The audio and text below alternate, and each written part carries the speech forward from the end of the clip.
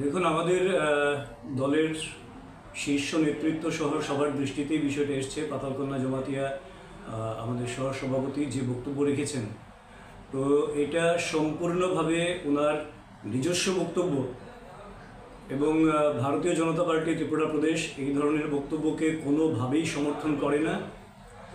এবং ভারতীয় জনতা পার্টির মনে হয়েছে, ত্রিপুরা প্রদেশের মনে হয়েছে যে এই বক্তব্য তিনি ভারতীয় জনতা পার্টির প্রদেশ সহ সভাপতি হিসেবে কোনোভাবেই রাখতে পারেন না।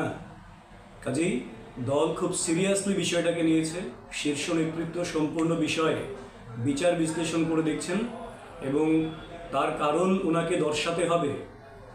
ভারতীয় জনতা পার্টির ত্রিপুরা প্রদেশ সভাপতি নিশ্চয়ই সেই বিষয়ে সমস্ত কিছু দেখছেন এবং কারণ দর্শাতে হবে ওনাকে, এবং কারণ দর্শানোর পর খুব সিরিয়াসলি ভারতীয় জনতা পার্টি ত্রিপুরা প্রদেশ ওনার বিরুদ্ধে যা যা ব্যবস্থা গ্রহণ করার, কারণ যেহেতু এটা দল সমর্থন করে না এই ধরনের বক্তব্য, আর ব্যক্তিগত পর্যায়ে কেউ সহ সভাপতির মতন দায়িত্বশীল জায়গা থেকে এই ধরনের কথা বলতে পারেন না।